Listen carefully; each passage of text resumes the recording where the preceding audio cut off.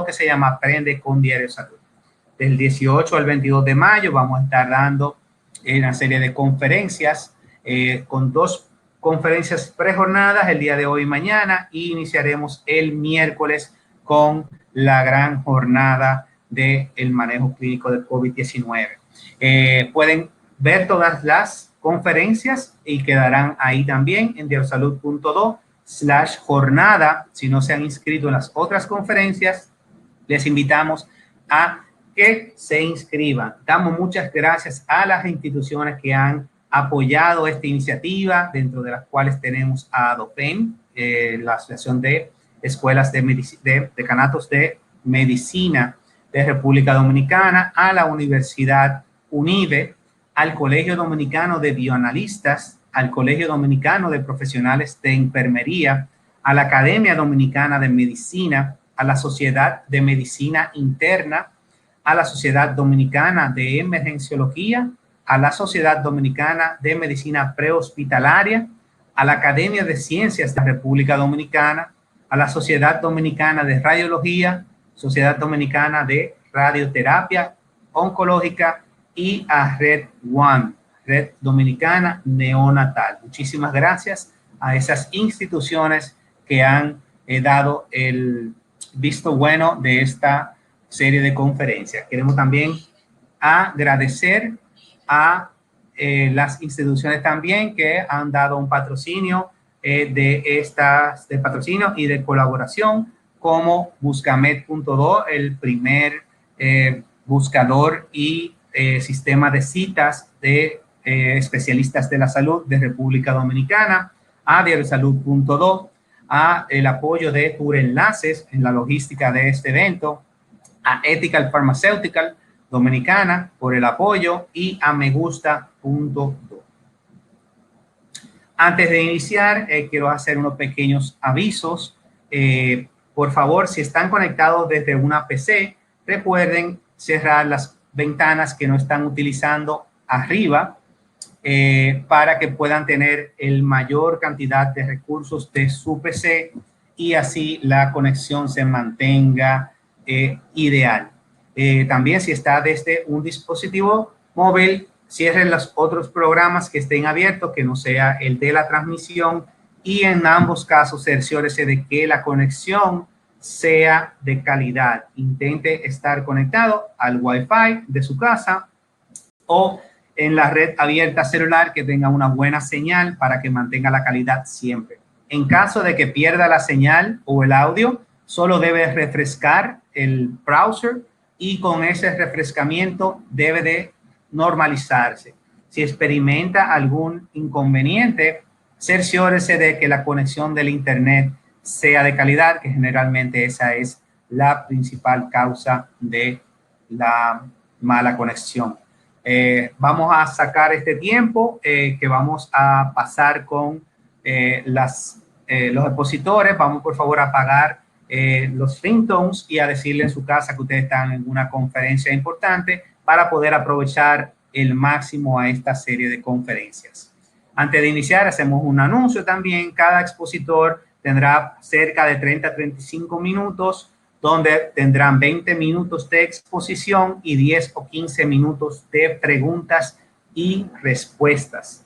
Así que preparen sus preguntas. Tenemos los moderadores activados a mano en el chat, como pueden ver. Van a ellos pueden responder sus preguntas por ahí, tanto de las conferencias como de lo que es el estatus del sistema. Tenemos el chat de participantes, como ustedes pueden ver a mano derecha. En él tenemos los moderadores que les salen con un texto azul y pueden responder sus preguntas por ahí. Queremos, por favor, que nos ayuden. Vamos a sacar su celular y vamos a tirarnos una foto a la conferencia, y vamos, por favor, a compartirlo en las redes. Por favor, usen el hashtag Jornada Virtual Diario Salud o Jornada Virtual, o el hashtag Aprende con Diario Salud y el hashtag Diario Salud. Por favor, nos taguean y nos comparten en las redes. Eso nos ayuda a las personas a que se enteren de que tenemos esta serie de conferencias para ustedes. Este evento será grabado, así que por favor, si van a hacer cualquier interacción, recuerden que sus nombres y sus preguntas pueden ser publicadas. Le hacemos la invitación a que se inscriban en las otras series de conferencias que están súper interesantes. Pueden hacerlo en diariosalud.do/jornada. Ahí van a poder encontrar las series de conferencias que vamos a estar realizando. También queremos invitarles a que por favor sigan diariosalud.do en las redes como Diario Salud Do y Diario Salud y se suscriban a nuestro boletín de noticias diarias. Pueden hacerlo en diariosalud.do en el botón que dice suscríbete. Bueno, pues muchísimas gracias, señores. Esto es todo por mi intervención. Los voy a dejar con la doctora Raiza Portorreal, a la cual le pido un gran aplauso virtual por acá, por tener esta iniciativa de traer esta serie de conferencias para nuestros médicos y enfermeras y otro personal de salud en estos tiempos de pandemia, que ha sido tan importante nuestra iniciativa. Bueno, la iniciativa de la doctora y el montaje del evento. Hemos recibido gracias de toda parte de Hispanoamérica, exponiendo que le han servido de mucho y eso para nosotros nos llena de satisfacción porque al fin y al cabo es el objetivo de esta serie de conferencias. La motivación fue tan grande que prácticamente nos obligaron a hacer una segunda jornada recogiendo los temas más importantes que entendían que no se habían tocado en la primera jornada. Así que, doctora, bienvenida. Muchísimas gracias, Miguel, y darle la buenas tardes a todos los que se han conectado. De verdad agradecerles a la doctora Taina Malén y al doctor Delson Minier por el apoyo que han dado a la jornada. Esta es la segunda versión, como tú muy bien acabas de decir. Básicamente, ahora traemos todo un repertorio con los mejores especialistas de cada tema para hablar un poquito ya de secuelas, de complicaciones más en detalle y que de verdad les sea de mucho provecho a todos los participantes. Así que de verdad, muchísimas gracias a Diario Salud, la licenciada Ana Mel, que también desde el inicio ha estado batallando, a ti mismo, Miguel, por estar siempre receptivo a este tipo de iniciativa y a todos los que están conectados ahí. Vamos a escuchar las conferencias del día de hoy. Muchísimas gracias a todos. Bueno, la dejo en la sala, doctora, sí, para que pueda introducir a la doctora. Muchísimas gracias, señores. Vamos a estar por acá. Bien, bueno, señores, vamos a introducir a la doctora Taina Malén. Ustedes la conocen. La doctora Taina Malén es médico pediatra, neonatóloga, es la gerente de neonatología, específicamente del Hospital Pediátrico Dr. Hugo Mendoza. También es la coordinadora nacional de la Red Dominicana de Neonatólogos. Esto para resumir todo lo que es ver del background de la doctora Malena, quien nos va a estar acompañando en el día de hoy con la conferencia Seguimiento perinatal y neonatal del paciente con COVID-19. Así que, por fin, doctor, un gusto tenerla aquí con nosotros.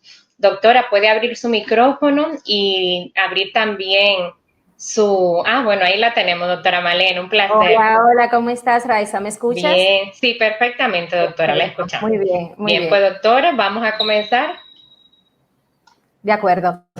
Bueno, muchísimas gracias, Raiza, por la invitación. Gracias a todo ese equipo que ha hecho ese maravilloso trabajo y un abrazo muy fuerte a todos mis colegas neonatólogos, a las enfermeras que hacen ese papel maravilloso en nuestras unidades, bueno, y a todos los que están conectados.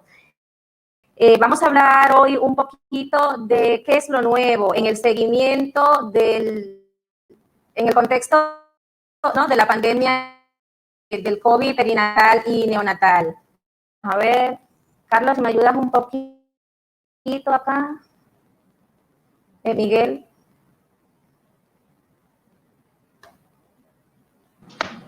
Sí, doctor, está bien. Aquí estamos. Ya, listo, perfecto. Bueno, pues vamos a iniciar. Realmente no tengo ningún conflicto de interés y nuestro único objetivo en el día de hoy es presentar un enfoque práctico de manejo pues basado en evidencia actualizada y en las buenas prácticas clínicas en el contexto del COVID neonatal. Esta es una diapositiva con la que he querido comenzar y la verdad que me preguntaba si debería de ponerla al final o al inicio, pero lo que quiero con esto es que hagamos una reflexión desde el inicio, tengamos estos datos que voy a dar muy pendiente durante toda la conferencia y mañana cuando cada uno de nosotros vaya a sus unidades en el país que nos encontremos, tengamos estos datos pendientes y entendamos que probablemente esta pandemia de COVID pues nos haga despertar para tomar en relación a otra pandemia que existe hace muchas décadas y que es la pandemia de muertes neonatales. Entonces, fíjate que acá a la derecha estamos presentando unos datos de cuál es la situación mundial de la mortalidad. ¿Sí? Permiso, doctora. ¿Puede hablar un poco más pausado? Porque se está perdiendo un poco. Sí. ¿Cómo no? Gracias. Sí, de acuerdo. Bueno, ya los que me conocen saben que ese es mi gran problema, pero voy a hacer todo lo posible. Bueno, les decía que aquí a la derecha tenemos un gráfico que nos muestra la situación mundial de la morbimortalidad de la pandemia por SARS-CoV-2. A la fecha, poco más de 4 millones de casos confirmados y un poco.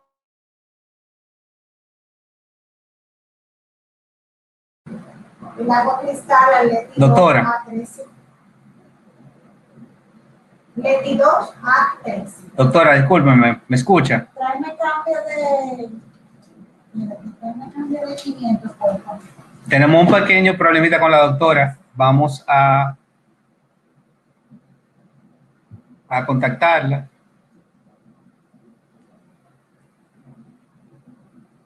O más acá, colaboradores más poblados. Pero fíjense este dato de la organización de 28 días, muertes. Doctora. ¿Perdón? Se sigue perdiendo. Vamos a hacer una cosa. Le voy a apagar su video. Vamos a dejarla solamente con el audio. Y debe de hablar un poco más despacio. Bueno, vamos, de acuerdo. Entonces, apague su video y deje el audio. Sí. Bueno, si no se escucha, pues me interrumpes. De acuerdo. Sí. De acuerdo, gracias.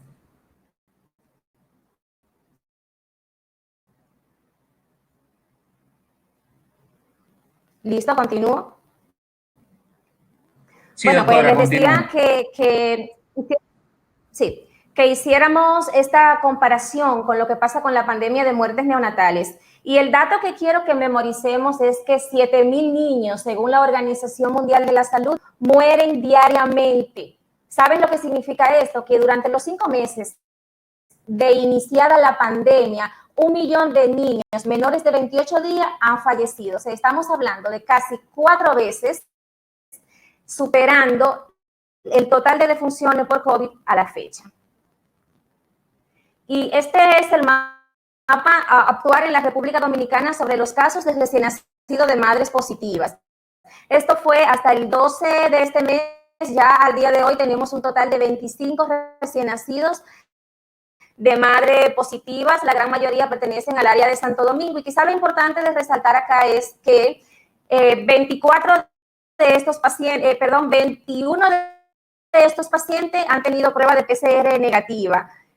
Hace un mes y medio tuvimos un caso de un recién nacido con una PCR positiva al nacer, pero la verdad nos falta reunir evidencias como para decir realmente que fue un caso de transmisión vertical. Hay datos realmente que desconocemos en relación a la toma de muestra. 2 recién nacidos han fallecido de madres positivas. Uno fue un paciente que llegó con una labor de parto completa, con una asfixia perinatal, y otro bebé con un prematuro extremo, pero en ninguno de los dos se tomaron muestras. Y 3 casos de recién nacidos que se infectaron en el hogar y que están actualmente estables con pruebas positivas. Así que en base a los datos que hasta este momento he dado, lo que quiero es que iniciemos haciendo la siguiente reflexión, y es que el cuidado de casos infrecuentes de recién nacidos con COVID-19 no puede repercutir en los recién nacidos ingresados a la UCI por otras razones. Nosotros debemos de seguir cuidándolos igual o mejor que siempre, siempre tratando de no afectar emocionalmente a sus padres. No podemos seguir tomando decisiones basadas en el miedo, como veremos más adelante, y no debemos distraer esfuerzo para no afectar negativamente el bienestar de los demás recién nacidos.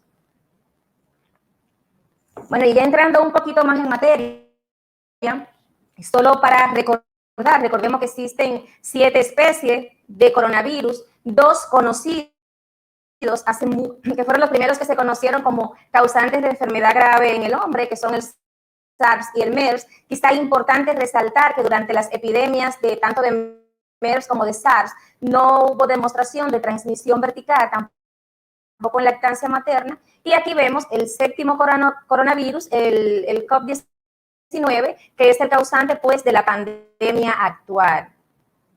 Brevemente, quizás para conocer un poquito lo que podría estar pasando en el recién nacido, pues recordar la ya tan llamada y tan mencionada tormenta de citoquina, solo recordar que el virus tiene la forma de una pelota que tiene unas espigas que se dividen por puentes de una proteína llamada furina, que permite la adhesión a la enzima convertidora de angiotensina 2 con la posterior liberación de la cascada inflamatoria, que en el caso del coronavirus está de una forma no muy regulada, produciendo la llamada tormenta de citocinas. Hay algunas teorías, algunos investigadores han planteado la hipótesis de que debido a la inmadurez del sistema inmune, pues haya una disminución de los receptores TK2 en el recién nacido, y quizás esto pueda proteger de alguna manera al recién nacido. Esto es solamente una hipótesis, falta mucho todavía por conocer en este sentido. Lo que sí es que no debemos ser absolutos, estamos todavía frente a un enemigo desconocido, bueno, y la información se encuentra cambiando pues constantemente. Este es un gráfico que nos muestra un resumen, 27 publicaciones muy recientes en el American Journal of Perinatology, donde vemos unos dos.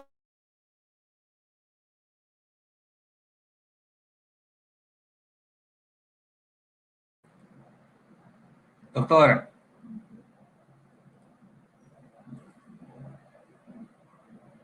Doctora.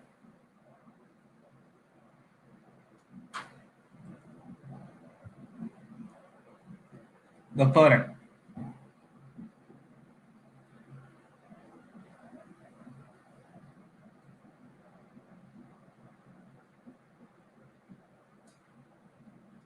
Doctora.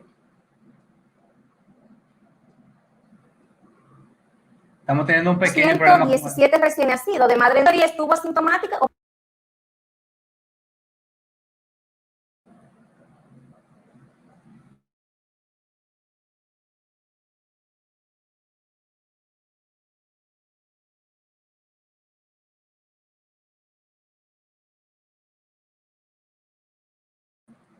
Saludos, señores. Estamos teniendo un pequeño problema con el audio de la doctora. Se acaba de conectar la doctora nuevamente. Doctora.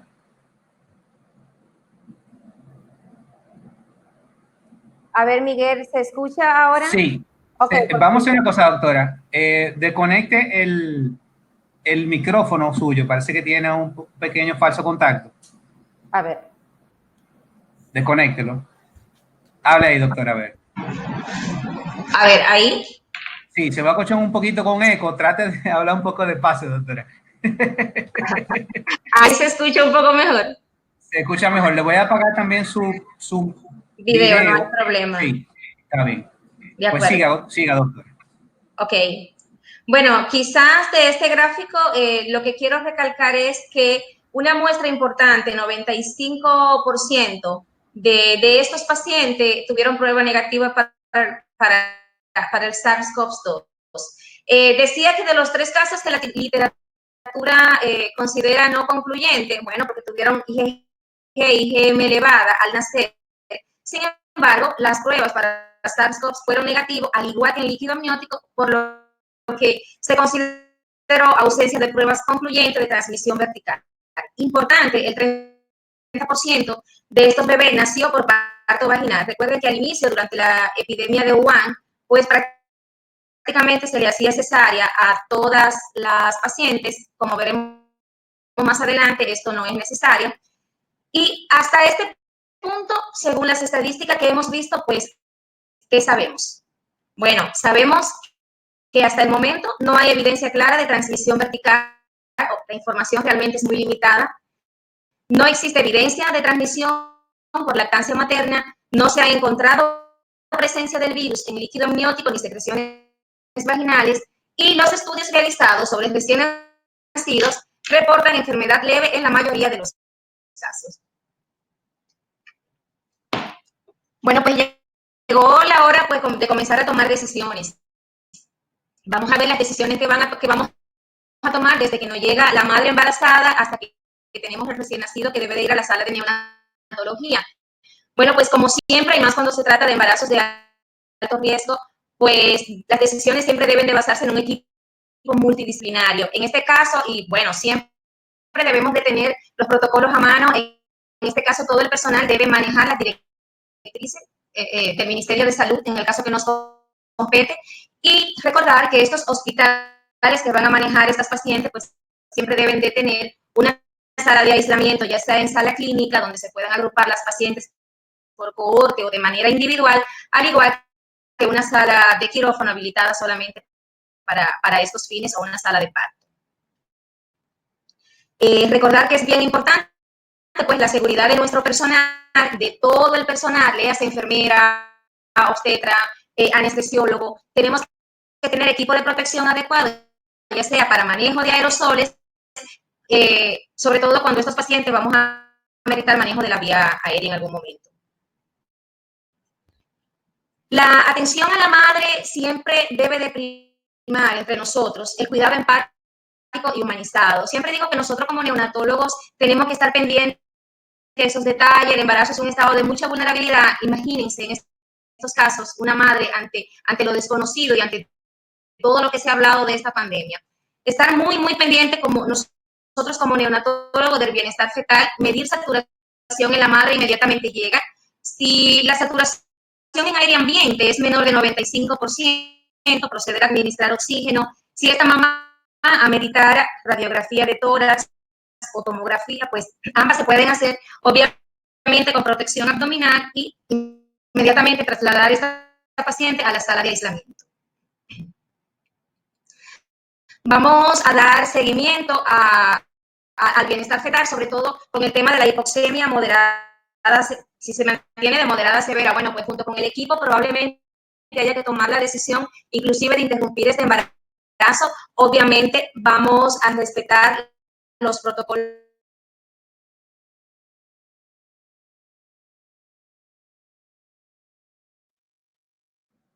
Doctora. nacionales. Vamos a iniciar. Doctora.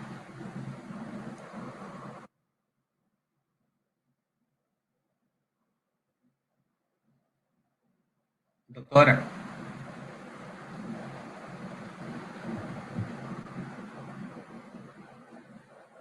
Doctora.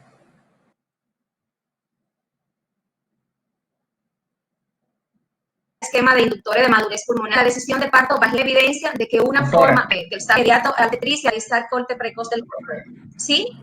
Doctora, se perdió una parte. Vamos a hacer una cosa, refresque su pantalla, dele refresh, y y empiece por favor de nuevo esa cosa, y por favor trate de hablar despacio, porque aparentemente estamos teniendo problemas con su conexión de internet, aparentemente. Entonces vamos a eficientizarla, refresque la pantalla, y cuando entre apague el video.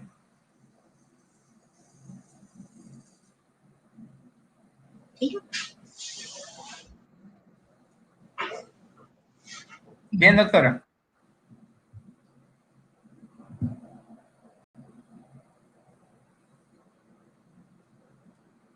Doctora, solamente tiene que refrescar la pantalla, darle arriba en refresh, y le cargará de nuevo la cosa. Exactamente. Ya. A ver. Exactamente. Entonces, doctora, hable despacio. De verdad que estoy haciendo mi mayor esfuerzo. A ver, entonces seguimos acá. La dejo ahí. Aquí quedamos. Bien.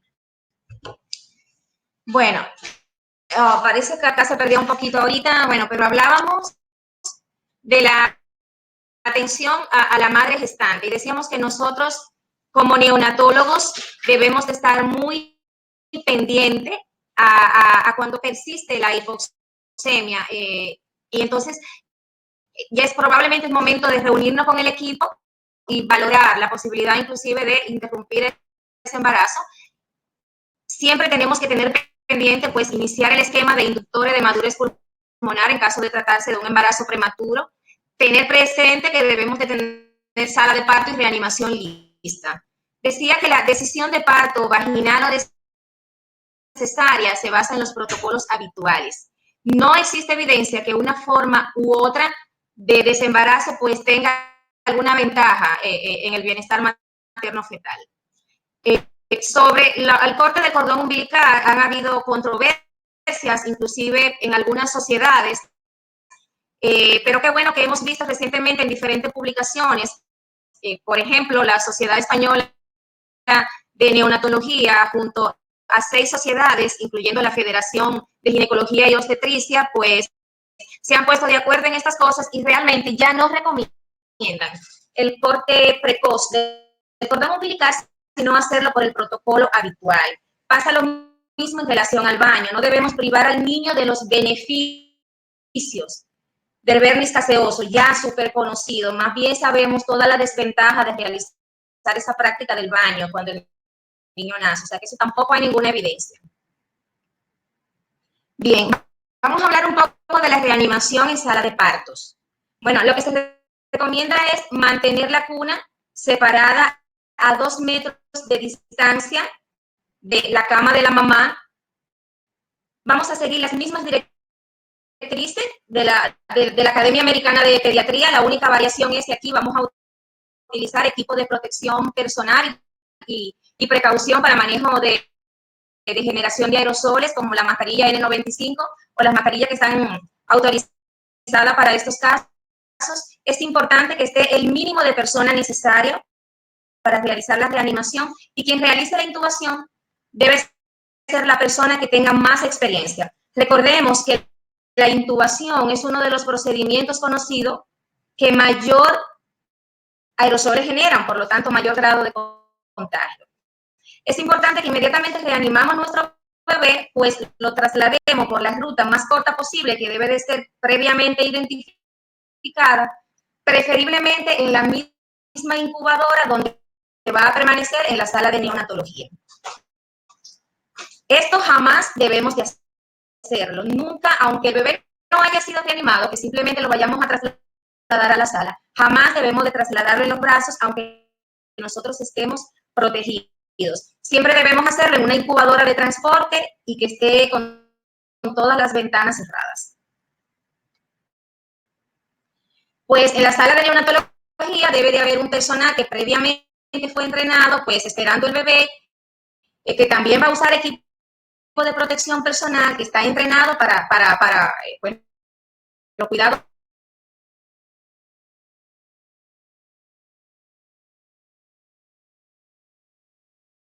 del lugar de este bebé, y vamos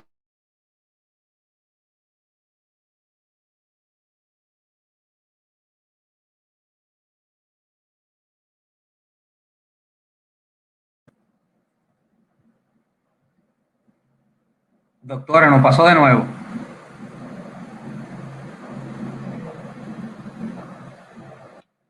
a hablar un poquito más adelante del apoyo psicológico alterado en los pacientes. Doctora. Miguel, ¿si escuchas? Sí, vamos a hacerlo, vamos a refrescar de nuevo. A mí me parece que su conexión de internet se está degradando. ¿Usted puede revisar su conexión de internet?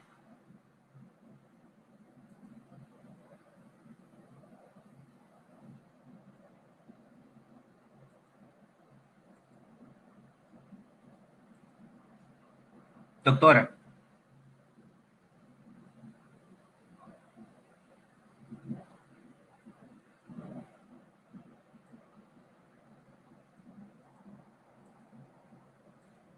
Doctora. Dele refrescar nuevamente a su computadora y vamos a intentarlo de nuevo, please. en esa slide, en diferentes escenarios de actuación. Solamente tiene que refrescar su computadora y volver a apagar el video. Y le pedimos disculpas a todas las personas que nos están escuchando. La doctora tuvo que hacer la transmisión desde su consultorio por los compromisos que tenía. Así que le pedimos disculpas a todos por la calidad del audio, pero es la única forma que la doctora podía. Doctora, ¿Listo? ok, ahora le escuchamos. Recuerden Bien. tratar de hablar despacio. De acuerdo. Bien. Entonces, vamos a hablar los diferentes escenarios de actuación que vamos a tener frente al recién nacido. Fíjense que todos probablemente estamos un poquito sobresaturados de información, todos tratamos de mantenerlo lo más actualizado posible, pero hemos visto pues algunas variaciones, hemos visto como algunos ministerios de algunos países, algunas sociedades han hecho modificaciones a sus directrices iniciales. Hay sociedades como la Sociedad Iberoamericana de Neonatología que ha mantenido la misma postura desde el inicio, y así hemos visto algunas publicaciones recientes de New England Journal que realmente que son bastante interesantes y que vamos a ver más adelante. Así que este escenario de actuación lo hemos basado en las evidencias pues, más recientes y basada en las mejores prácticas conocidas para nuestros recién nacidos. Vamos a tener 3 escenarios importantes.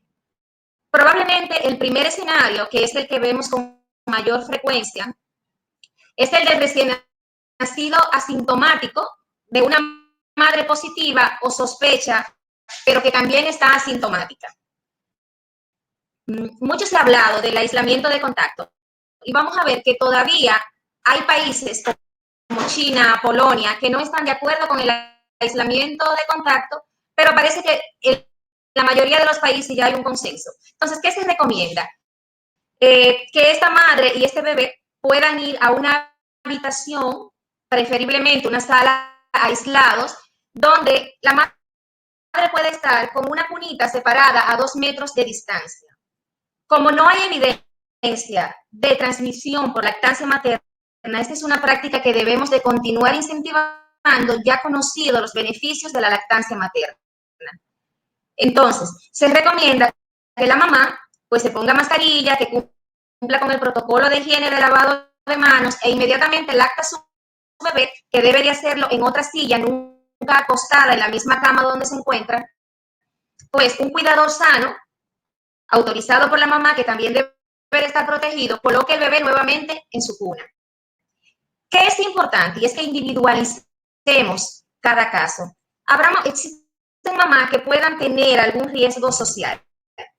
Puede ser que no entienda las recomendaciones que estamos dando o que no se adhiera a ellas. Entonces, en estos casos, pues lo ideal es que un cuidador sano la ordeñe y le suministre la leche al bebé. Siempre eso es importante. El otro caso que vamos a ver es el del recién nacido asintomático, pero que la mamá se puso grave, que tiene que ir a cuidados intensivos. Y en este caso, pues obviamente, vamos a llevar el bebé a una sala de aislamiento en la unidad neonatal.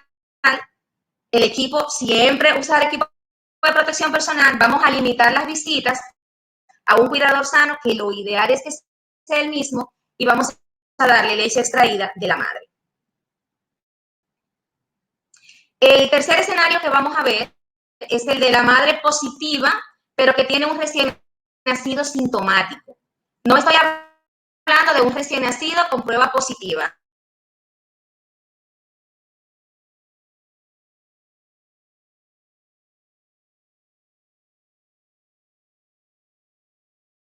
La madre está positiva, pero el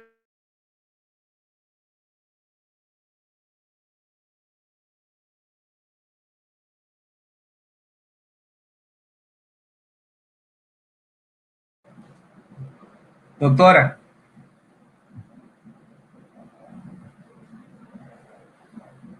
bebé tiene síntomas. Entonces, propia y gana la alimentación. Doctora, ¿puede iniciar esa diapositiva de nuevo? Vamos a refrescar de nuevo su pantalla, doctora. Inicia, por favor, esa diapositiva que dice madre positiva RN sintomático. Y hable despacio, doctora, por favor.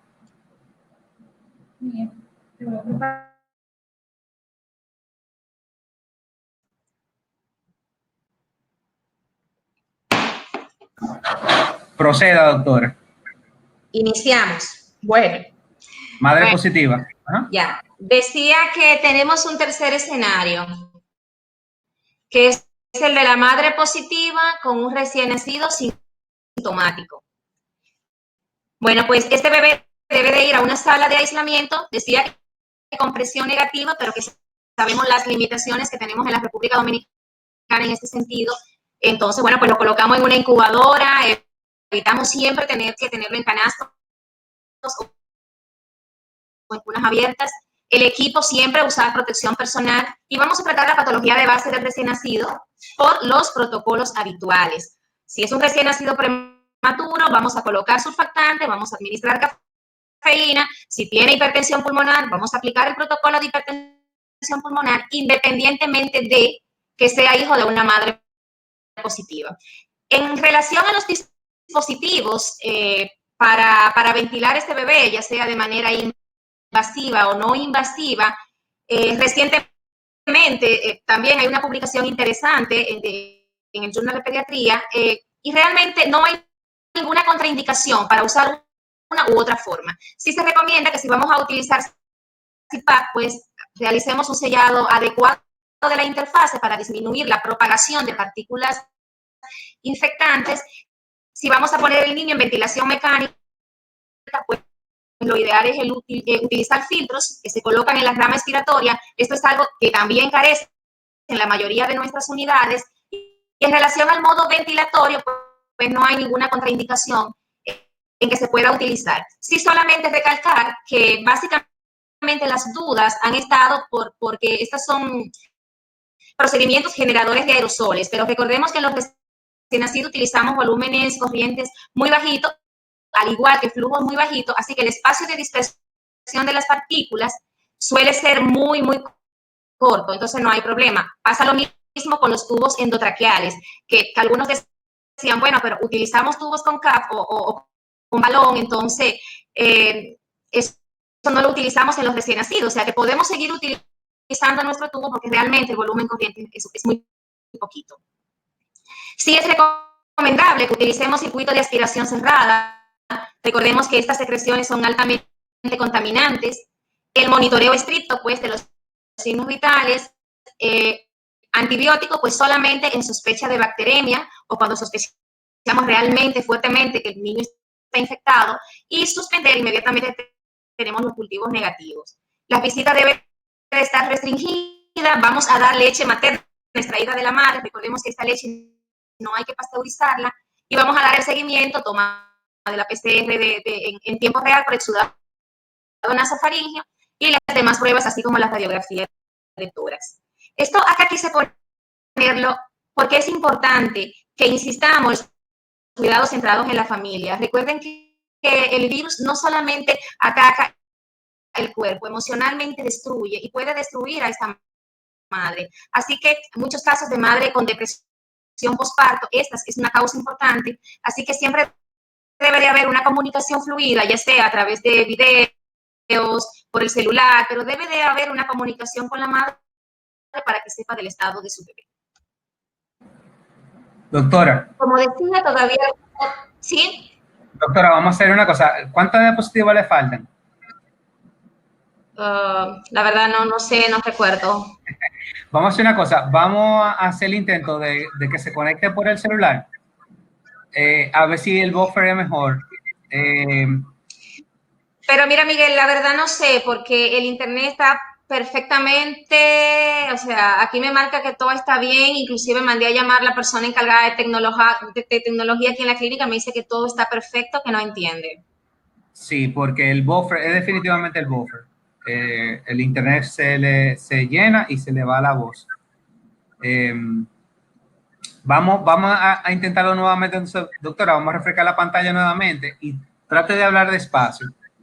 Yo sé que es un reto, pero entiendo que así puede mejorarlo y lo podamos poder lograr. Si no, doctora, vamos a hacerlo directamente desde el celular.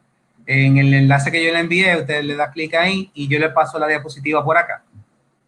También eso puede ser otra opción.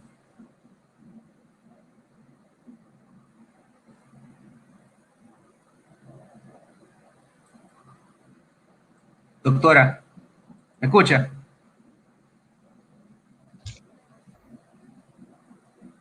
Doctora.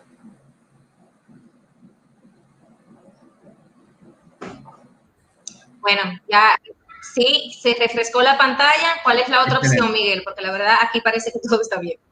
Vamos a iniciar. Sí, cualquier cosa yo prendo nuevamente la cámara. ¿Está bien? De acuerdo. Gracias, doctor.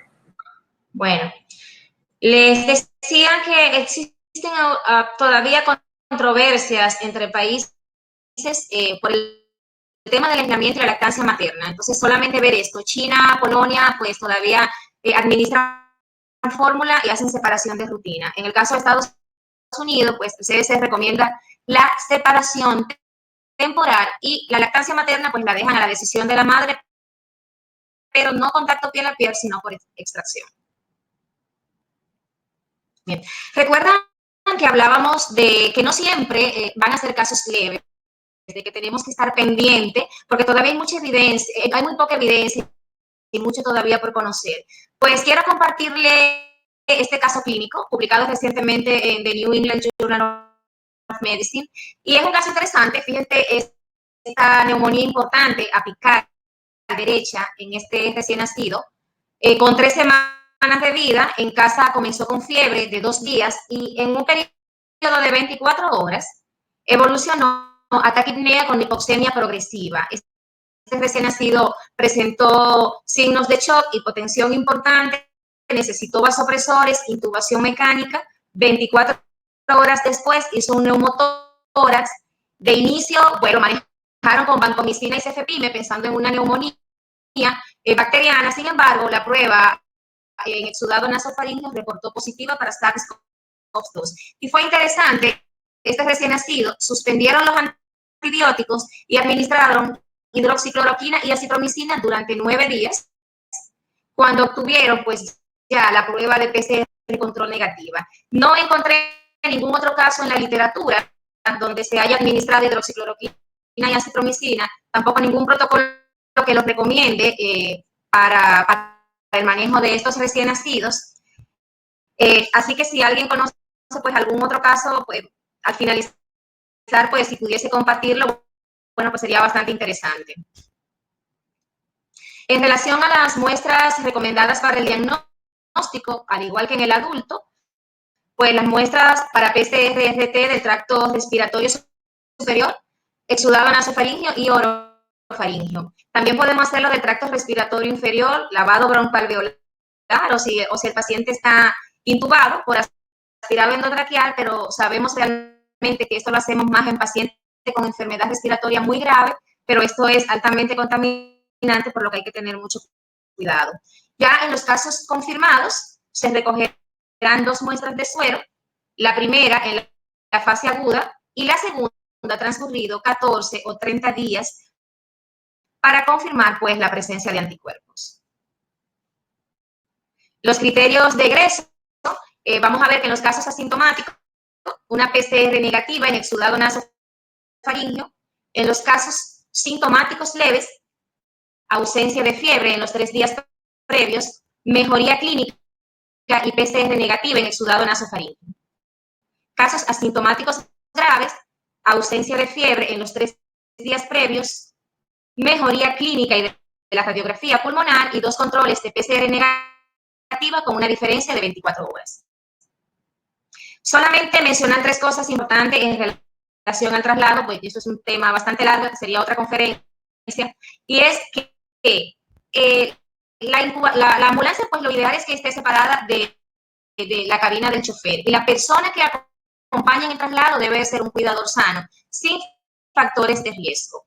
Y quien traslade dentro de la cabina, pues obviamente utilizar equipo de protección personal. Y lo más importante es que debe de haber una comunicación fluida entre el centro referidor y el centro receptor. Inmediatamente llegamos al centro receptor, en la misma incubadora debe de ser trasladado directamente al área de la unidad neonatal de aislamiento donde será recibido. Nunca podemos pararnos en la emergencia o en otra área del hospital a hacer admisiones. Y esto es bastante importante para disminuir la propagación de partículas virales. Así que lamento mucho y la verdad me disculpo por todos estos inconvenientes, pero vamos aclarando las dudas más frecuentes, pues vamos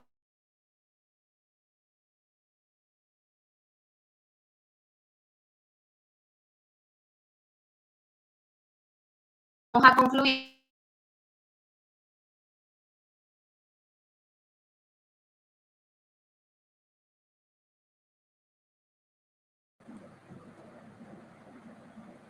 Doctora.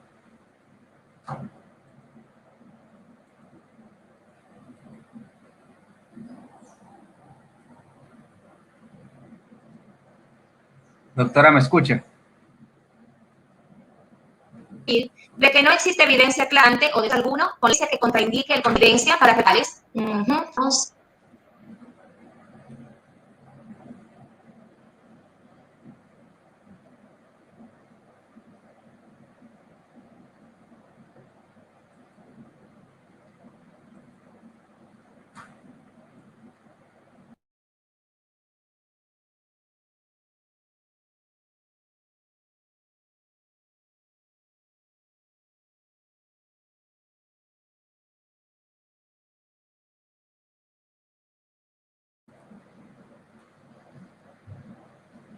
Doctora.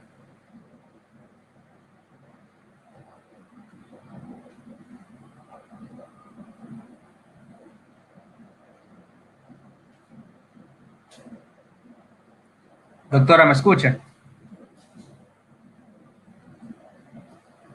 Bueno, tenemos un pequeño problemita.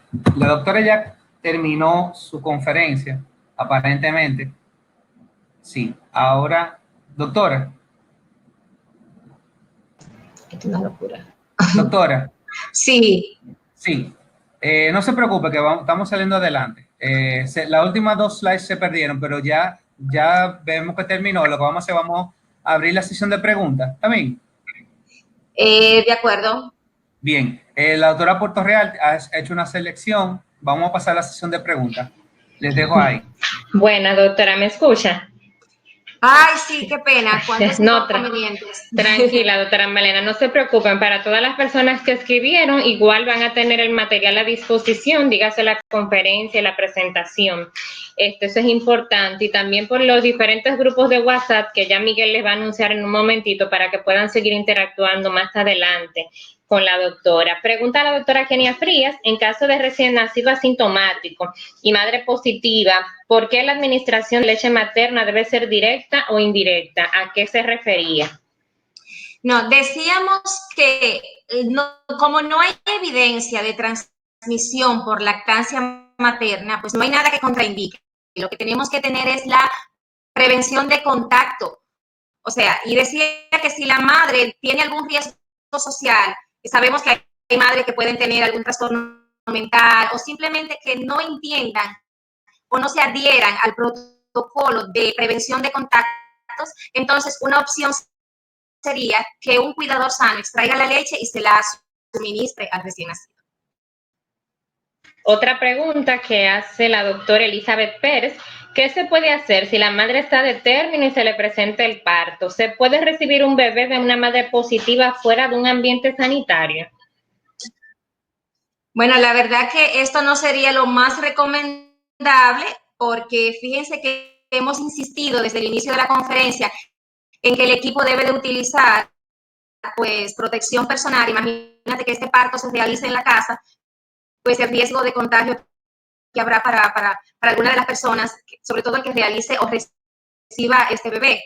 Lo ideal es que sea pues en un ambiente hospitalario, en sala de aislamiento y con las previsiones del lugar.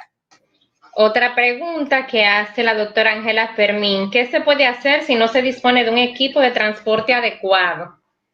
Me imagino que es a la incubadora que se refieren, doctor. Sí, la verdad que ese es un tema en muchos de nuestros países de América Latina, el tema de los traslados.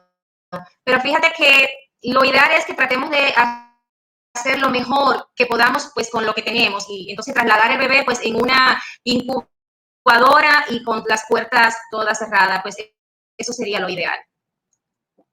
Y una última pregunta que la tengo aquí, Manuel Astancia. ¿Existe un protocolo nacional ya para el manejo de los casos de neonatos con COVID positivo? Bueno, en República Dominicana, si se refiere, sí, de hecho, el Ministerio de Salud publicó sus directrices hace mucho tiempo. Insisto, lo que ha pasado, pues, Latina, si se escucha, lo que ha pasado, pues, en la mayoría de los países de América Latina y otros países es que se han ido readecuando a medida, pues, que van surgiendo las evidencias. Pero sí existe un protocolo en República Dominicana. Excelente, doctora. Bueno, pues no tenemos más preguntas. Estoy revisando el chat a ver si alguien escribió alguna otra pregunta que se nos haya quedado. Le van a seguir escribiendo, doctora, por los diferentes grupos. El equipo de Diario Salud siempre prepara un grupo de trabajo por Facebook, de manera que por ahí se puede seguir socializando con todos los participantes. Le vamos a ceder el turno a Miguel para que continuemos con la segunda conferencia. Agradecerle, doctora Malena, un aplauso virtual. Muchísimas gracias por la excelente presentación. Aunque se presentaron dificultades técnicas, el mensaje llegó. La presentación fue bastante clara en las diapositivas, así que yo entiendo que ha sido de mucho provecho para todos los participantes y las intervenciones, ¿verdad?, que se hicieron por alguna de las vías, tanto por el chat de aquí de la plataforma como por otras de las vías. Miguel, te cedo el micrófono.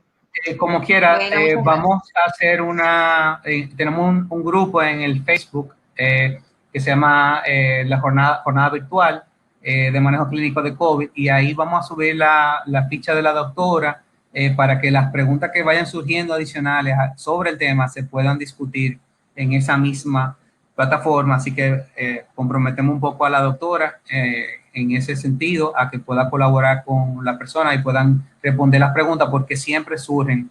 Pedimos disculpas por los problemitas técnicos. La doctora tuvo que hacer su exposición desde su consultorio, pero salimos adelante, gracias a Dios. Bueno, pues sin más, vamos a presentar al doctor Delson Minier, el jefe del departamento de epidemiológico del hospital. Bueno, doctora, la abreviación, por favor. Vamos a hacerlo, sí. Buenas tardes de nuevo. Iba a dar un término tecnológico aquí. No, tranquilo. Y agradecerle de nuevo, como dijimos, a la doctora Taina Malena por estar siempre dispuesta, ¿verdad?, a colaborar en este tipo de intervenciones. Y de igual manera también al doctor Delson Minier, que se suma también a esta serie de conferencias, y sabemos que todos han hecho un gran esfuerzo sacando tiempo de sus espacios de trabajo, de los hospitales, de sus consultorios privados y de sus familias incluso, para compartir con nosotros, ¿verdad?, un poquito de ese conocimiento y ponernos en información práctica para el ejercicio nuestro. El doctor Delson Minier, como muy bien introdujo Miguel inicialmente, es médico epidemiólogo, es el actual gerente de epidemiología del Hospital Regional Ingeniero Luis Bogar. Este es en la provincia de Valverde Mao. Así que hemos tenido toda una secuencia de especialistas, tanto de Santo Domingo como del interior del país, y algunos también internacionales. Muchísimas gracias, Delson. Abre el micrófono y el video para que todo el mundo te puedan ver, y el escenario es de usted, doctor. Gracias. Gracias, Raiza. Espero que el audio me ayude. A la doctora Malena, excelente ponencia. Realmente fue bien aprovechada. El audio no le ayudó mucho, pero el mensaje llegó. Y lo que fuimos siguiendo la diapositiva, realmente pudimos palpar la información y fue bastante buena. De manera introductoria, voy a apagar mi cámara. De manera introductoria, hablando del impacto de la epidemiología en el manejo de una pandemia. Hablando de impacto de manera inicial, no estamos, podemos medirlo de manera fácil, porque apenas tenemos 5 meses de esta pandemia, no tenemos todavía mucha descripción de lo que es este proceso infeccioso del COVID-19 y diferentes enfermedades que él erradica, como son las neumonías y esas cosas. Pero vamos a tratar de hacer una pequeña síntesis de lo que es el impacto a nivel general. Si me ayudan con la diapositiva. Ok, ya. Para hablar de impacto de la epidemiología en el manejo de una pandemia, primero tenemos que tener en cuenta el enfoque estratégico básico para la prevención y el control de las enfermedades, como son el enfoque de nivel individual y el enfoque de nivel poblacional.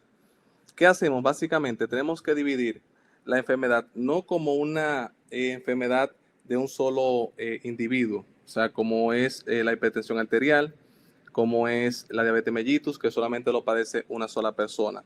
Ya en la epidemiología nosotros trabajamos con grupos poblacionales. Como vemos en este ejemplo, el individuo, el sujeto infectado, tiene una familia, la cual también es un objeto de estudio. Nosotros tenemos que ver que el individuo enfermo, en este caso, hablando del COVID-19, esa persona tiene la capacidad de infectar a muchas personas más. Entonces, la familia es el primer grupo de contacto que nosotros vamos a hacer un abordaje epidemiológico, donde vamos a buscar quién más que otro miembro de esa familia también tuvo contacto o tiene sintomatología de esa enfermedad. Por eso, nosotros cuando hablamos de un abordaje, para nosotros medir el impacto, qué tan infecciosa, qué tan letal fue la enfermedad, tenemos primero que comenzar con el núcleo más pequeño, que es la familia. Luego nosotros en el tamizaje, en el abordaje de las demás personas, tenemos que ir a lo que es la fuente de trabajo, que es el segundo grupo poblacional más cercano al individuo infectado. Sabemos bien, como lo que hemos leído, que la infección del COVID-19 es 1:3. O sea, una persona puede infectar hasta 3 personas de un contacto. Por eso, el enfoque del trabajo, donde hay contacto de persona a persona, es una de las características de los grupos poblacionales que también tenemos nosotros que abordar, tanto el entorno cercano del sujeto como las personas que tienen algún tipo de vinculación en el momento que está trabajando. El tercer grupo que vamos a abordar es los amigos, a personas cercanas, porque son los individuos que más socializan con el sujeto infectado. Por eso, cuando nosotros vemos el paciente con una sospecha de COVID-19 o ya en este caso diagnosticado ya con esta enfermedad, nosotros tenemos que hacer ese abordaje epidemiológico en esos 3 grupos de manera inicial: familia, trabajo y amigos. Ahora bien, tenemos un contacto pasivo. En este caso, estamos hablando de si yo no tengo vehículo, estoy infectado, tanto el chofer de carro público o el vehículo donde yo me transporto, el señor del colmado, donde uno compra los alimentos, que también tienen un contacto con esa persona, la persona que le hace el aseo de la casa, las personas con las que nosotros si fuimos a pagar un teléfono, fuimos a pagar la luz, esa persona donde tuvimos ese contacto también entra a ese grupo. Pero ¿quién también entra a ese grupo?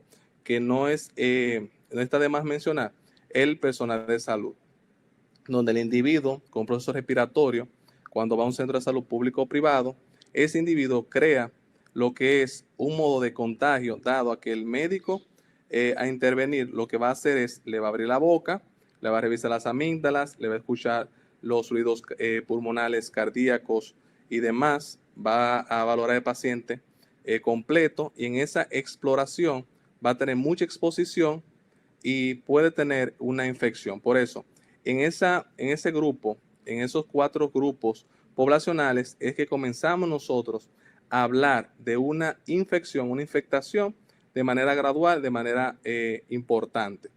Luego vamos a pasar, para hablar de una enfermedad, primero, en una pandemia como esta, tenemos que conocer la enfermedad, el agente causal, tenemos que saber cómo funciona, porque si no vamos a hacer unos falsos diagnósticos, unos sesgos en la hora de nosotros tabular la información, podemos pasarlo desapercibido el diagnóstico por nosotros enfocarnos en un proceso quizás gripal, un proceso agudo, y no tener claro lo que es la enfermedad. Por eso tenemos que entender o conocer de qué se trata la enfermedad. En este caso sería el SARS-CoV-2 o COVID-19, donde hablamos que el periodo de incubación va de 2 a 14 días, puede llegar hasta 27 días, donde vamos creando ya la inmunoglobulina, la IgG y la IgM.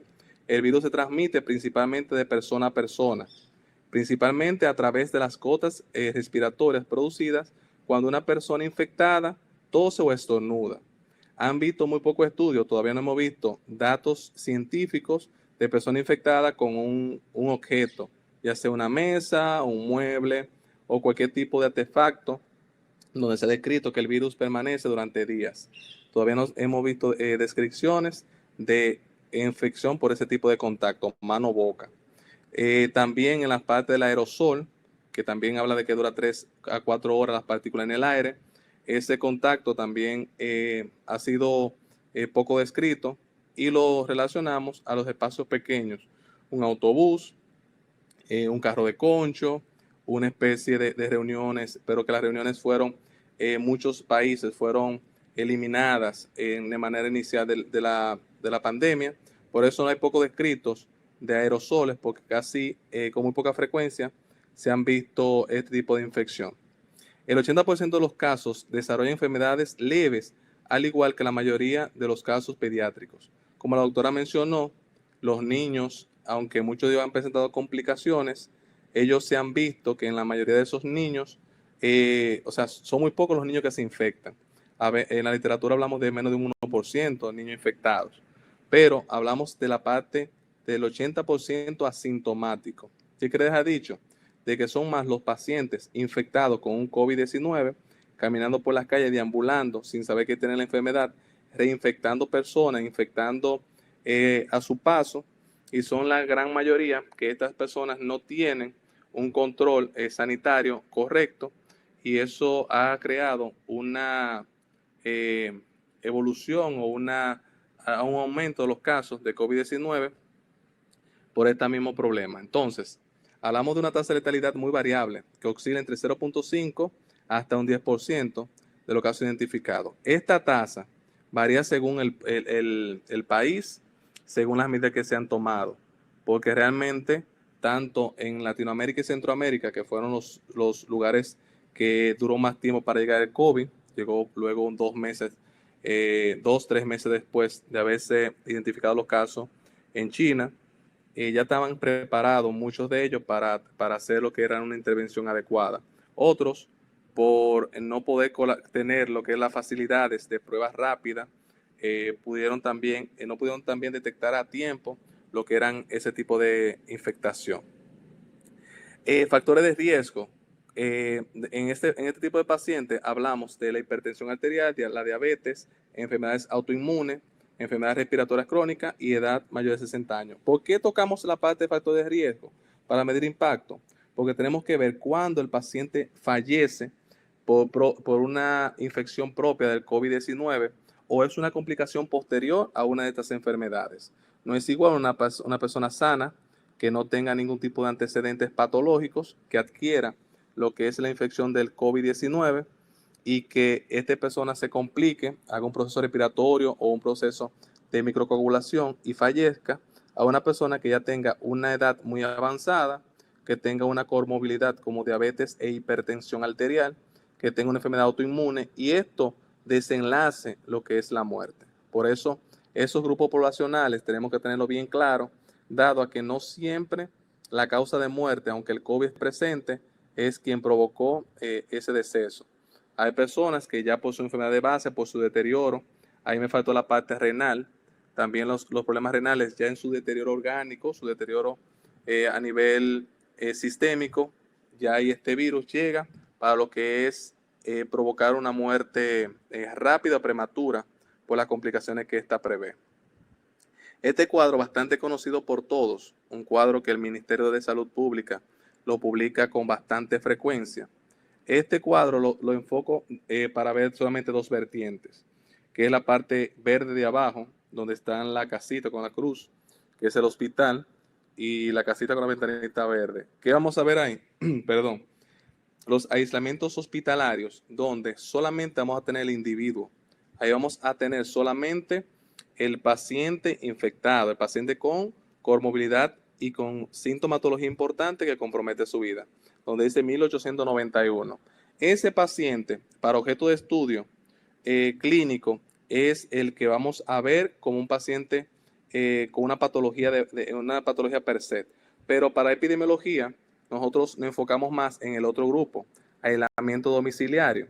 ¿Por qué? Porque ya el paciente que tenemos aislado es un paciente que es muy poco probable que crea una infección o una contaminación, ya que está un área estéril, un área totalmente aislada del exterior, y los médicos, enfermeros y personal de bioanálisis cubierto con la ropa adecuada van a evitar ser infectados. Pero el grupo poblacional que esté en la casa, donde no tenemos una vigilancia fija, permanente, ese grupo de personas, ese grupo poblacional, son los que mañana van al colmado, siguen haciendo muchos de ellos su vida normal, otros realmente por no tener sintomatología, aún su pariente cercano, su esposo, esposa, tiene sintomatología o está ingresado por un COVID, o algunos de ellos están diagnosticados ya con un COVID. Esas personas son los más preocupantes porque se desenvuelven en un ambiente normal, por llamarlo de alguna manera. Son personas que no tienen un nivel de compromiso, dado que lamentablemente muchas personas, si no tienen síntomas, no están enfermos. No entienden que ellos pueden infectar, pueden complicar la vida de otra persona, aún ellos no teniendo la sintomatología. Y este grupo es que crea los pequeños brotes comunitarios y crean lo que son las infecciones, tanto primera línea familiar, luego la línea de amigos y demás personas cercanas como los vecinos, y luego la extrapolan hacia afuera de su comunidad, a menos que haya una intervención adecuada.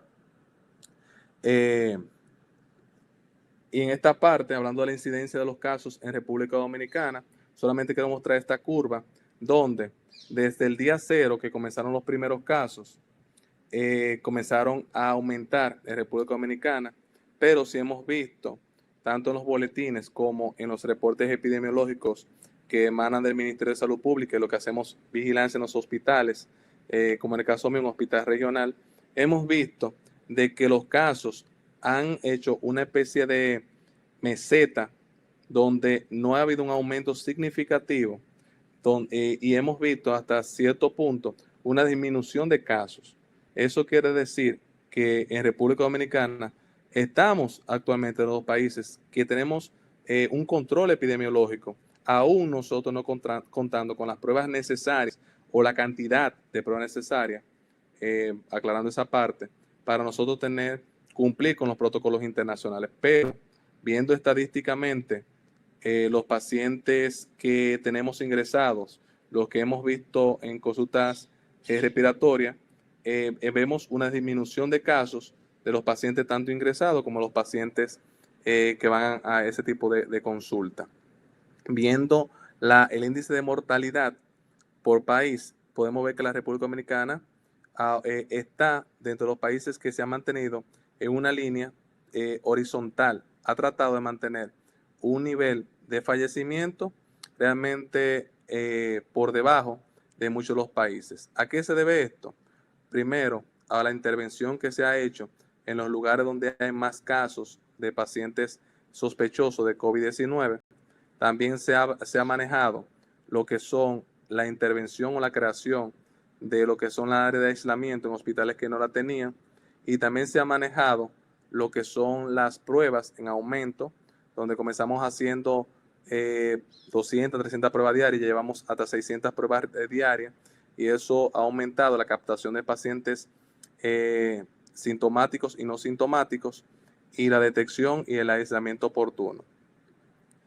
¿Dónde vamos a llegar? Bueno, la dinámica de la transmisión de la pandemia y la pospandemia dependerá de varios factores. ¿Cuáles son los factores para nosotros decir que la pandemia va a seguir un curso, vamos a decir, lineal, o seguirá avanzando? Bueno, vamos a hablar del grado de variación estacional de la transmisión, de la duración de la inmunidad. Recuerden que todos los virus, todas las infecciones crean inmunidad. Ahora, lo que estamos debatiendo es si la inmunidad del SARS es como el primer SARS, donde duraba hasta 2 años, las influencias. Entonces, apenas tenemos poco tiempo vigilando este virus y tenemos que identificar o valorar si realmente el virus crea inmunidad. No hemos visto casos de reinfección o personas que ya hayan dado negativo a la prueba del COVID, haciéndolo por hisopado nasofaríngeo, orofaríngeo. No hemos visto una reinfección. Por eso hasta el momento no hablamos de que el virus se repite. pero como es un virus nuevo, es una enfermedad que todavía está bajo estudio, tenemos que esperar la evolución de la enfermedad para nosotros decir si realmente es repetitivo o no. Vamos a hablar del grado de inmunidad cruzada con otros virus, la intensidad y el tiempo de las medidas de control. La medida de control, eso va a depender bastante de los que son, lo que hace cada país. Los países han tomado diferentes medidas de control, básicamente el aislamiento domiciliario, lo que es el uso de mascarilla, guantes y lavado de manos, realmente ha funcionado, porque dentro de todo la pandemia no ha entrado en República Dominicana como se esperaba de manera inicial. De entre las medidas, se perdió la imagen aquí, las medidas a tomar, la primera medida, que decía el cuadro acá, era el aumento de las muestras.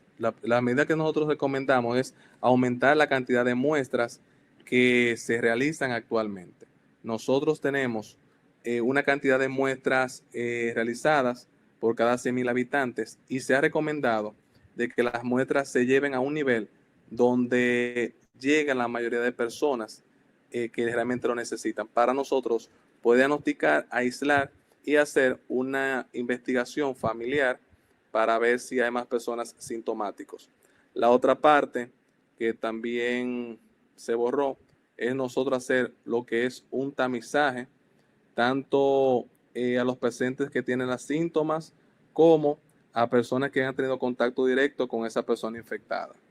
Nosotros tenemos que ver que las personas que están infectadas se le vamos a hacer una prueba o un estudio serológico para nosotros confirmar si el virus que tiene es el virus circulante. Tenemos que clasificar entre los diferentes tipos de coronavirus que existen, cuál de esos la persona realmente tiene. El otro acápite sería la reapertura de la economía de manera paulatina. Vimos el día de ayer que nuestro presidente habló de lo que es una reapertura de la economía, habló de fases. En la fase 1 van a comenzar a abrir las empresas que estaban cerradas. ¿Qué va a pasar con esto? Va a haber un éxodo de las personas, los empleados que estaban haciendo lo que eran un aislamiento domiciliario genuino, de las personas que hay muchas personas que realmente no salieron de casa en este proceso. Vamos a tener un éxodo de esas personas por obligación de trabajo. Esas personas comenzarán a salir, comenzarán a hacer su vida laboral de manera, vamos a decir, obligatoria, porque su empresa abre, y eso va a crear un contacto con el que está en la calle más el empleado. Por otra parte, vamos a tener lo que son acúmulos, tanto en el transporte público como en los lugares de dispendio de comida, dado a que muchas personas que estaban en casa cocinaban, hacían sus actividades de manera desde el hogar, ahora tendrán que asistir a un trabajo y esas medidas tenemos que tomar la precaución de seguir orientando lo que es el distanciamiento y el uso de material de bioseguridad. La economía necesitamos realmente que abra, de que fluya, por el factor de que necesitamos insumos, que los hospitales no les suministren tanto material gastable como de medicamentos, y si no tenemos una economía que fluya, realmente sería muy difícil para nuestro gobierno. Y la estabilización de casos, que será el último recuadro, que vamos a tener lo que es un conteo gradual, viendo los picos, si realmente tenemos aumento o no de esos pacientes, si realmente la curva desciende, si la curva se aplana o si sigue en aumento. Tenemos que seguir, luego de abrir la economía, tenemos que mantenernos vigilantes de que realmente los procesos se cumplan. Otros enfoques epidemiológicos para esta pandemia, tenemos también que ver estos tres grupos importantes. El factor psicológico es muy poco medible en los tiempos de pandemia porque realmente nos enfocamos en la enfermedad como tal.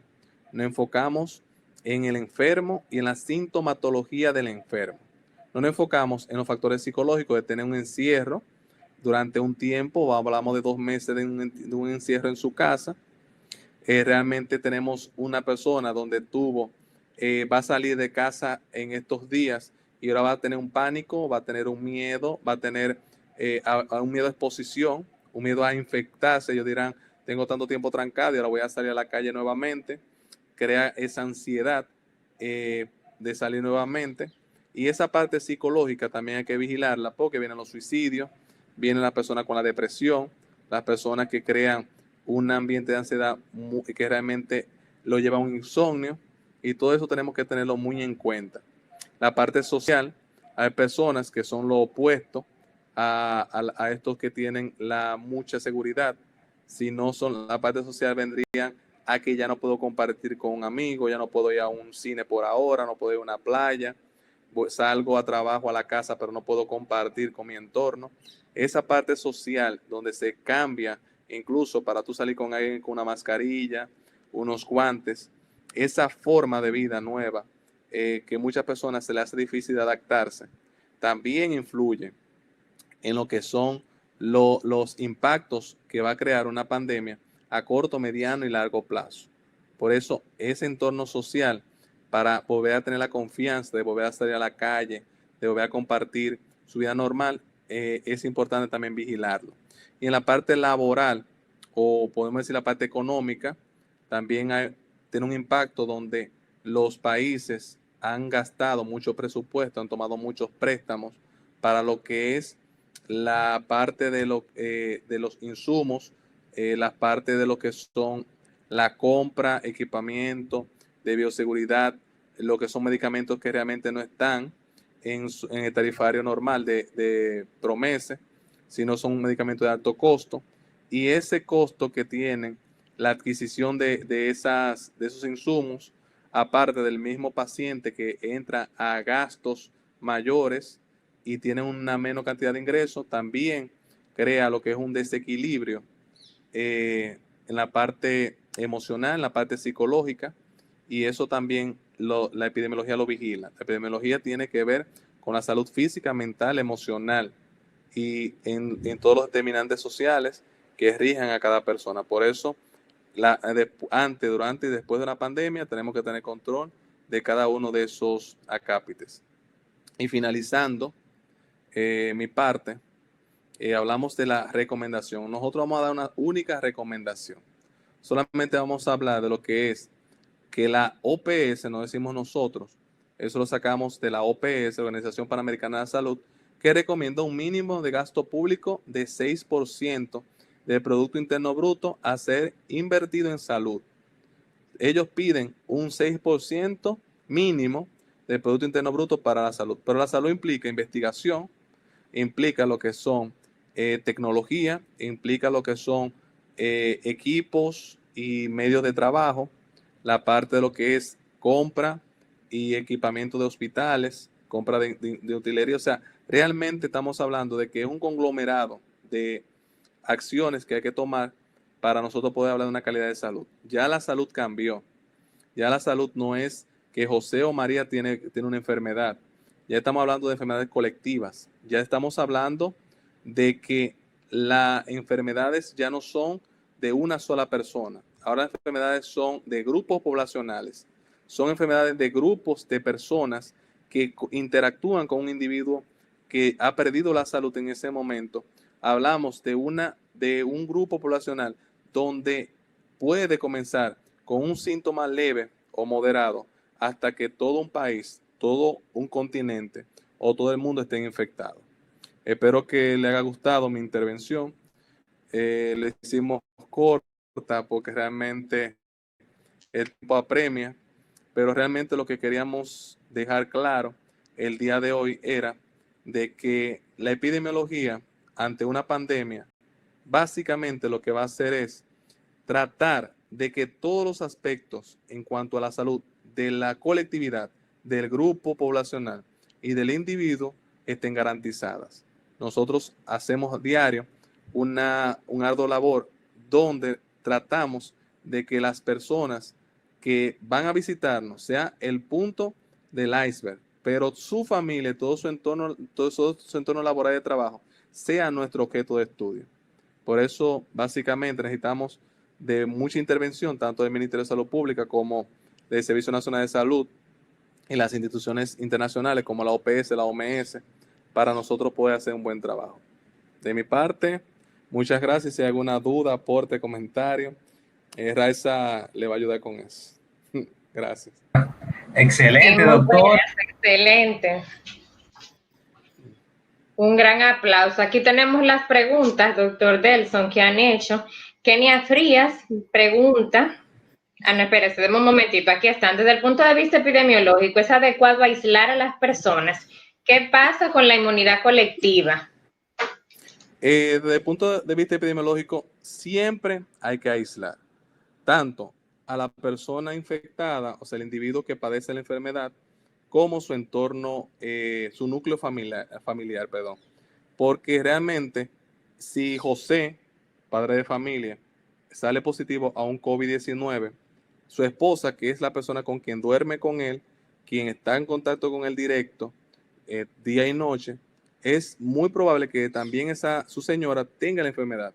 Entonces, aún dando negativo una prueba rápida, a una prueba eh, eh, por orofaringeo o nasofaringeo, como es la prueba de hisopado, ese paciente tiene que estar aislado, igual que su entorno familiar. Ahora bien, si mientras vayan apareciendo más miembros de la familia con sintomatología, esas personas, si son síntomas importantes o síntomas crónicos o padecimientos que comprometen su vida, se le hace un ingreso a ese familiar también.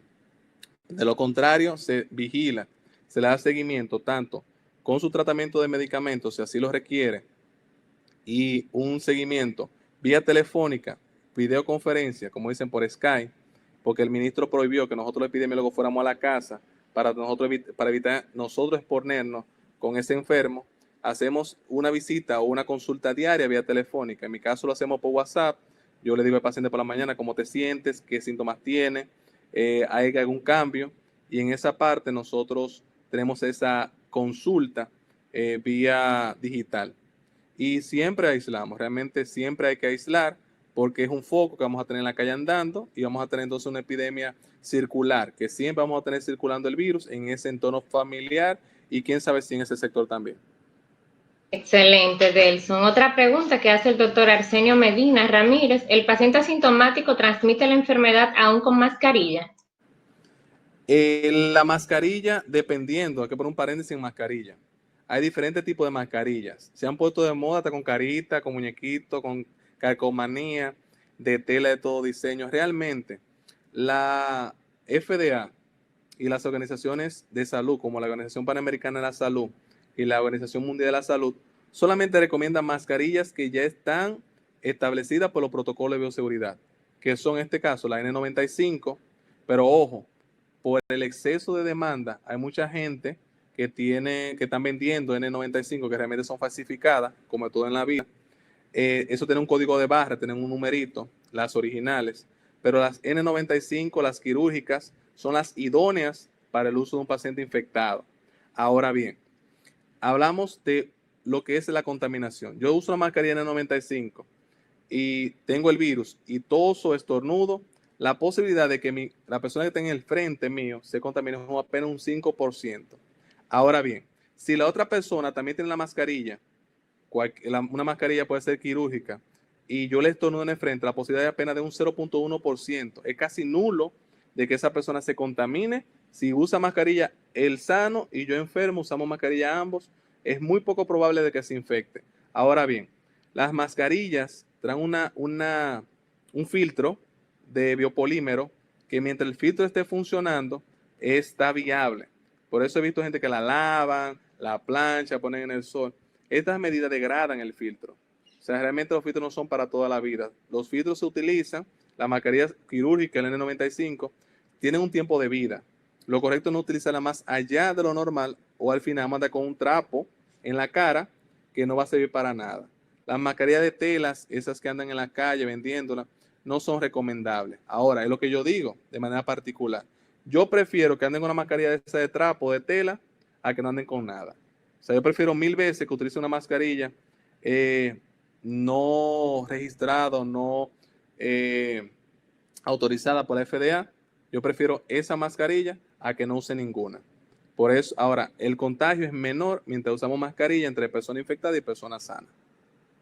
Excelente, doctor. Otra pregunta que hace el doctor Gumercindo de León Rafael. Usted dijo que la hipertensión arterial, la diabetes y las nefropatías son factores de riesgo para contraer enfermedad. ¿Es eso así? ¿O realmente usted lo que quiso decir es que estas patologías son más gravemente las personas que la tienen afectadas por el COVID? No, las enfermedades no son realmente la que hacen susceptibilidad al paciente. Lo que quisimos decir, o el mensaje es, de que las personas con una comorbilidad que sufra presión arterial, diabetes mellitus, sean nefrópatas, personas con sistema inmunológico bajo, cualquier ese tipo de enfermedad crónica que adquiera un COVID-19, pueden hacer una complicación y tienen más posibilidad de morir por las complicaciones de la enfermedad de base. Un paciente nefrópata con COVID, el riñón se forza más, cae un fallo renal más rápido y esa persona puede morir por el fallo renal a consecuencia del COVID-19. Igual que un paciente hipertenso que tiene problemas cardíacos con un COVID, el problema cardíaco por la presión, por la microcoagulación, falla el corazón y también te puede provocar un problema cardíaco secundario al COVID-19. No es que yo sea diabético y me va a dar COVID más rápido por ser diabético. Ahora bien, mi sistema inmunológico, las personas que son enfermas, que tienen enfermedad de base, su sistema inmunológico es más bajo. Tienen un sistema inmunológico más alterado por lo que es la polimedicación de los medicamentos que toman a diario. Por eso tienen una susceptibilidad de poder contraer otras enfermedades. Ahora bien, no quiere decir que yo sea diabético, hipertenso, nefrópata y esté en mi casa trancado y me va a caer del cielo un COVID. Realmente no. Si no tengo una exposición de persona enferma a una persona sana, no hay infección. O sea, por eso el nefrópata, cardiópata o hipertenso que tuvo un COVID es porque tuvo un contacto con una persona infectada. Pero sí va a tener mayor complicación. No es que son predisponentes estas enfermedades para tú desarrollar un COVID-19. Perfecto. Otra pregunta de la doctora Elsa Martínez. ¿Cómo se va a manejar el tema epidemiológico cuando las personas deban retornar a sus trabajos? Si usted tiene la respuesta. Básicamente es la orientación, primer acápite en lo que es la vigilancia epidemiológica. Si tú sabes que tú te infectas por tener un contacto directo con una persona y ya tú tienes el conocimiento, te va a cuidar. Aunque estemos en un tren con 200 personas. Realmente, si tú entiendes que tú usando mascarilla, que no te la puedes quitar para hablar con la otra persona, porque vemos con mucha frecuencia gente con mascarilla y cuando habla contigo se la baja, doctor, tal cosa, y tú dices, no, pero súbetela. Entonces, si entendemos que nosotros tenemos que tener una mascarilla fija sin quitarnos nada de la cara mientras estemos fuera del hogar, eso nos va a eliminar la cantidad de exposición que vamos a tener. Incluso, en mi caso particular, yo antes desayunaba fuera de mi casa y después que llegó el COVID, yo salgo de mi casa, hago mi labor y me la quito cuando llego nuevamente a la casa. Porque quitármela fuera del hogar, en el trabajo, para tú comer, ya tú tienes tiempo de exposición, mano quizá contaminada y te aumenta el riesgo. Pienso que podemos trabajar realmente podemos abrir el país, como decimos nosotros dominicanos, y no tener tanto contagio. Si tenemos conciencia de mascarilla, lavado de manos con frecuencia, lo que es evitar los aglomeramientos innecesarios, porque si yo trabajo en caja y mi compañero trabaja en venta, yo no hago nada visitando a mi compañero de venta, yo me quedo en mi área de trabajo sentado tranquilo, el de venta se queda en su área tranquilo y nos vemos quizás ya cuando salga por Skype, hablamos, lo que sea, un saludo de lejos, pero evitar eso del complinche, los grupos, como nosotros decimos, la socialización en el trabajo, y eso nos va a ayudar a nosotros a evitar una infección posterior. Pero si nos llevamos de esperar que pase el coronavirus para abrir las instituciones, se espera que para 2022 todavía tengamos coronavirus circulando. O sea, no vamos a durar 2 años con un país cerrado, o sea, es imposible. Solamente hay que hacerlo con conciencia. Muy bien, Edelson, gracias por esas aclaraciones. Igualmente hay otro doctor que pregunta, muy relacionado con esa aclaración que acabas de dar, Henry Gómez pregunta, ¿usted recomienda entonces a todos los médicos usar protección facial en la consulta? Claro que sí. Realmente, incluso antes de llegar al apogeo del coronavirus, tuvimos la oportunidad de visitar centros de salud privados aquí en mi provincia, Valverde, y hicimos pequeños encuentros con especialistas y les recomendamos el uso de mascarilla, el uso de gafas, porque recuerden que por la humedad del ojo también se contagia el COVID-19, y le decíamos que usando las gafas esa que utilizan con bastante frecuencia, que son transparentes, y la mascarilla, podían hacer una consulta. Pero luego llegó el pánico, cuando comenzaron a aparecer los casos y todos los centros de salud cerraron sus consultas. Pero para retomar, se les recomienda a los especialistas su mascarilla, incluso están también las que parecen tener una capa protectora bastante grande delante, también son muy recomendadas para hacer ese tipo de consulta, porque al final del día, quien tiene que protegerse es el individuo, usted solo, usted médico, usted enfermera, no es el ministerio, no es la presidencia, no es las organizaciones internacionales, es cada persona tiene que entender que si se enferma, la enfermedad es individual. Entonces, si usted sabe que el COVID se pega por la boca y por el ojo y por el olfato, cúbrase esas partes fundamentales. Llega a su consulta, quítase todo eso, lávese la cara bien con agua y jabón, lávese bien las manos y luego usted puede comer, puede socializar. Pero mientras tanto, no. Y la ropa, quitársela y ponerle en lugar un recipiente que tenga una funda o algo para lavarla de manera inmediata o cuando usted tenga la oportunidad, pero no repetir ropa, no salir del consultorio como hacíamos antes con la bata o con la pijama, el croc, al supermercado, al banco. Ya eso debe ser cosa del pasado. Y eso tenemos que tener en cuenta de que esa ropa contaminada puede infectar tanto a mi compañero de fila como cualquier familiar o persona con la que saludemos o socialicemos en el camino. Así es, muchas preguntas, Delson. Vamos yo creo que hacer una última pregunta para darle la palabra ya a Miguel. Pregunta el doctor Olmar Enrique Reyes Uribe. Hay pacientes reportados como sospechosos que al dejar de presentar síntomas se niegan a que se les realice la prueba para COVID. ¿Debería ser obligatoria la realización de un PCR o de una prueba rápida? La palabra clave debería. El deber es algo individual. Usted debiera cumplir con los requisitos de que si usted tuvo un COVID positivo y se le hace un tratamiento y hay que hacer una prueba para descarte, debería usted mismo, no tiene que ser ni el médico ni el Ministerio de Salud, usted debería tener la capacidad y la responsabilidad de usted mismo, decir, ya yo cumplí con los 15 días, venga, hágame la prueba porque yo quiero trabajar de nuevo. No debe ser algo obligatorio, la salud no es obligatoria. Incluso ustedes saben que por ley, si el paciente también pide no ser divulgado su nombre de que tiene esa enfermedad y usted lo dice, es penado por la ley. Por eso no podemos ni obligar a una persona que tenga una enfermedad a que lo diga, tampoco podemos nosotros divulgarlo como médicos de esa enfermedad, tampoco podemos obligarlo ni a que siga el tratamiento, ni a que se haga la prueba, ni a nada de eso. Realmente la salud en República Dominicana es, aparte de gratuita, es algo voluntario. Usted decide si quiere tomar medicamentos o si no quiere tomar medicamentos. Si quiere entrar a un proceso de recuperación o no, eso es individual. Incluso se hablaba al principio, doctor, ¿por qué no ponen un sitio y llevan a toda esa gente enfermos, obligados con la policía, con el ejército, y lo ponen en un local? Fuera lo idóneo, pero eso no es un estado de democracia. Ahí no habría democracia. Se violentarían los derechos de esas personas de hacer derecho a, si yo no quiero ser curado, no me curo y punto, es mi vida.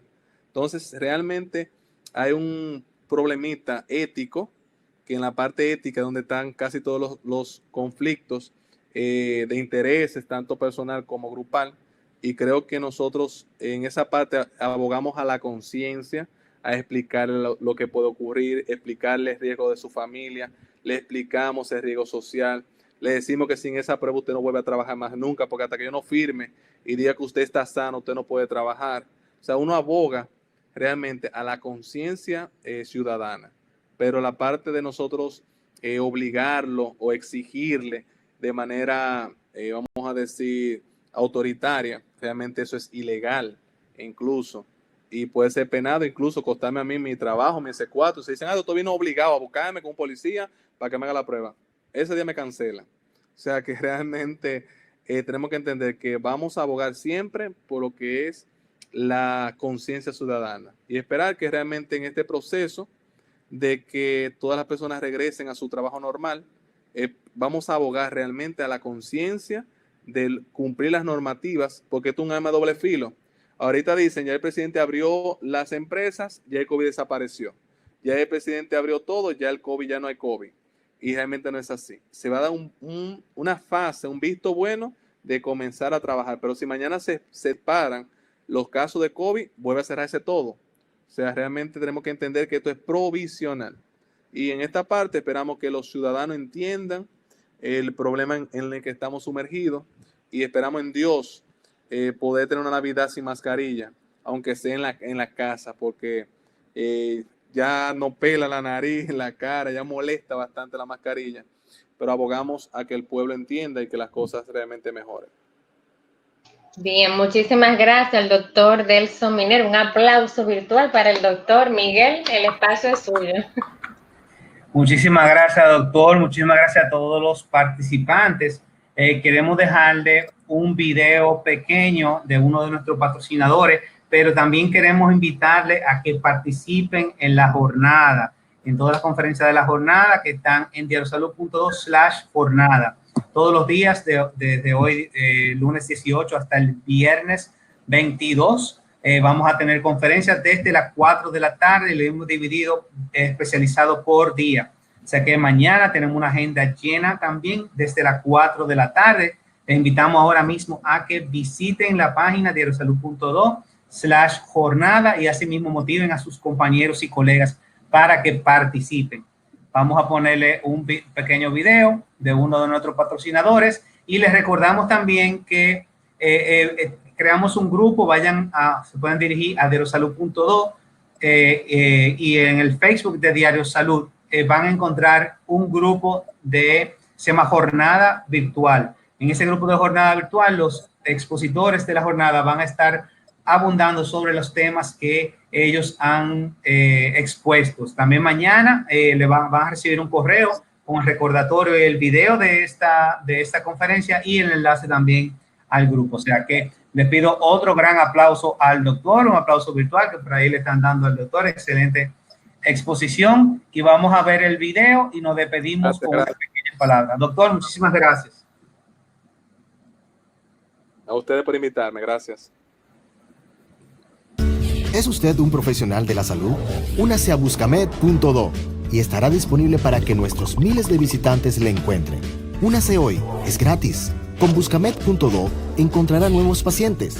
De forma innovadora, le permitirá que ellos hagan sus citas a través de Internet, estando así su consultorio disponible 24 horas al día, los 7 días de la semana.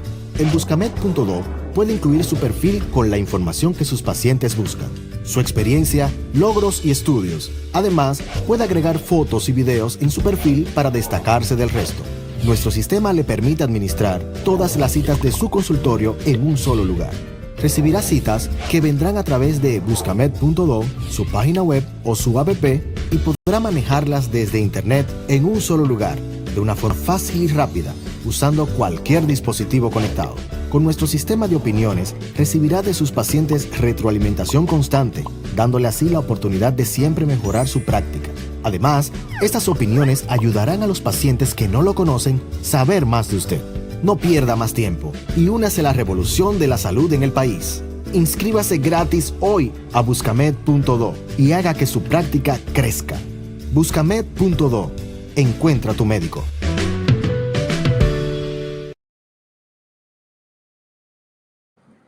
Excelente, señores. Pues muchas gracias, señores, por acompañarnos el día de hoy. Recuerden que pueden conectarse en la página de nosotros, en diariosalud.do, y seguir las otras conferencias que vamos a estar haciendo.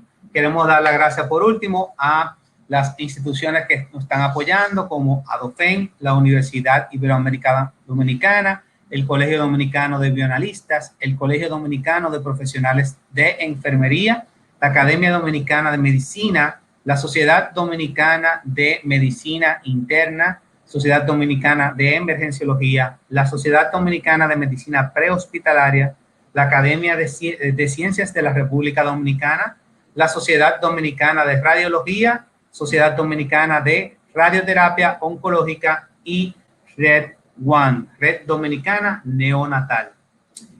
Damos las gracias también a nuestros patrocinadores, a Buscamed.do, a Ethical, a Megusta.do y a nuestros colaboradores Diariosalud.do y Tour Enlaces por ayudarnos a crear este gran evento de servicio para todos ustedes. Les recordamos seguirnos en Diariosalud.do y inscribirse en nuestros boletines. Sin más que aportar, darle las gracias a la doctora Portorreal nuevamente por esta iniciativa y recomendarles a todos que nos visiten en el resto de la jornada. Doctora, ¿algo más que agregar? No, agradecerles y de verdad invitar a todos los participantes a que sigan toda la programación de la semana en este horario de 4 a 6 de la tarde. Se siguen poniendo más intensos los temas. Recuerden que estamos tratando el asunto del impacto de las secuelas del COVID y lo que viene después de que pasemos, ¿verdad?, todo este tipo de situaciones. Muchísimas gracias de nuevo a ti, Miguel, al equipo completo de Diario Salud, a la licenciada Ana Mel, gracias a todo el equipo por la disponibilidad y a todos los demás. Pasen buenas tardes. Bueno, señores, que tengan excelente tarde, cuídense y se les quiere un montón. Hasta la próxima.